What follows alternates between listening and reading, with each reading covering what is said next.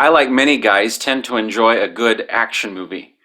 Something like the Marvel movies that have been coming out recently over the last 10 years or so. And there's some others as well. I like things that are intense, that are on the move. I'll probably be made fun of for saying this, but I also tend to enjoy a good love story as well.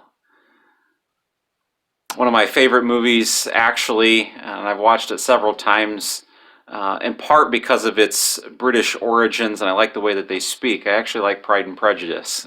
Guys, go ahead and laugh. Get it out of your system. It's fine.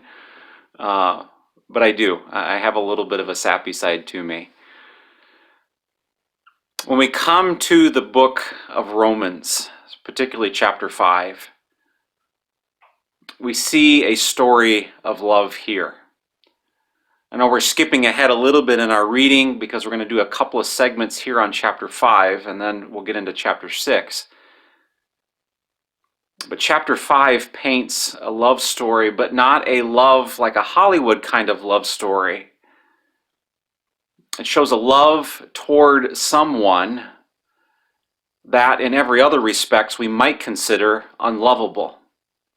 Notice what Paul says here in Romans chapter 5. I'm just going to select some verses from this, verses 1 and 2, and then we will start at verse 6 and read through verse 11. It says this: "Therefore, since we have been declared righteous by faith, we have peace with God through our Lord Jesus Christ, through whom we have also obtained access into this grace in which we stand, and we rejoice in the hope of God's glory."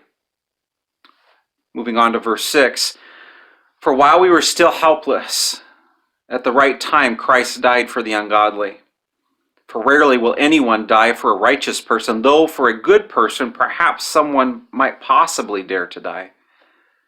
But God demonstrates his own love for us, and that while we were still sinners, Christ died for us. Much more then, because we have now been declared righteous by his blood, we will be saved through him from God's wrath. For if while we were enemies, we were reconciled to God through the death of his Son, how much more, since we have been reconciled, will we be saved by his life? Not only this, but we also rejoice in God through our Lord Jesus Christ, through whom we have now received this reconciliation." I was talking with a friend some time ago about the gospel message. We were discussing the various aspects that today often it is proclaimed on the basis of love.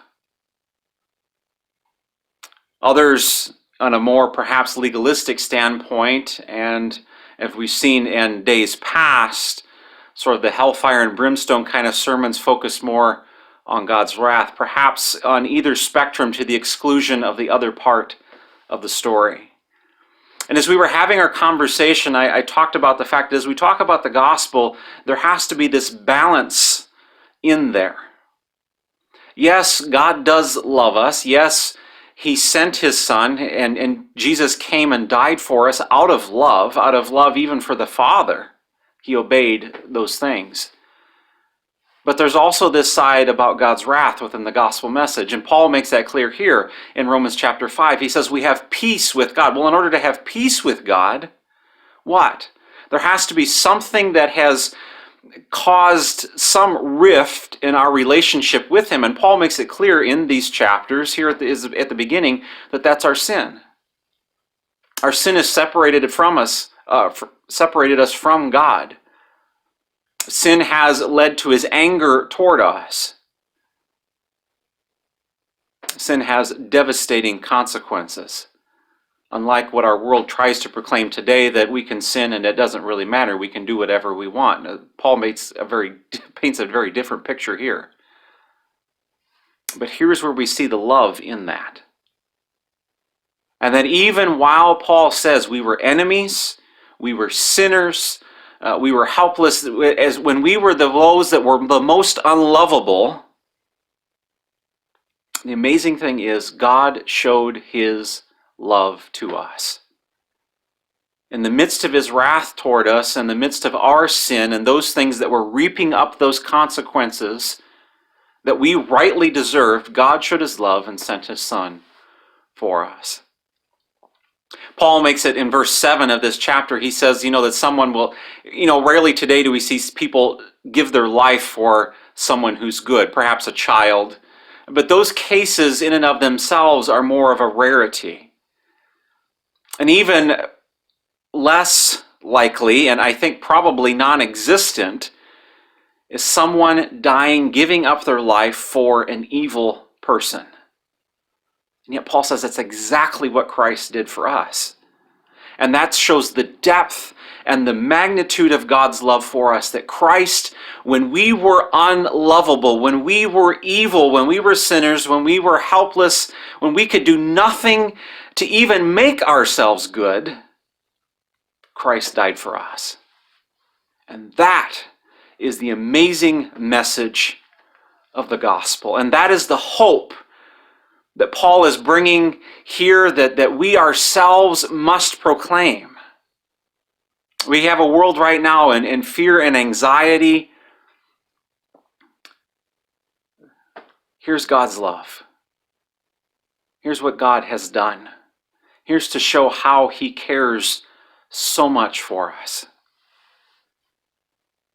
What an amazing, amazing thing that is, amazing sign of his grace toward us. I've heard some say that God is just angry, that he's, especially as you look at the Old Testament, some come away with a picture of a God that's angry and wrathful and vengeful. But this story has been since the beginning God's grace, as we've seen him call out a people specifically chosen for himself, and he shows them his love and his grace time and time again.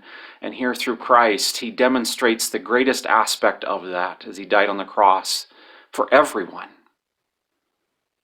And salvation is open to all who come in faith. And for those that do, Paul says, we have peace. And what an amazing comfort that is to us. Spread that good news today to somebody. And as we'll talk tomorrow, that righted relationship has additional benefits for us. Until tomorrow, friends, God bless.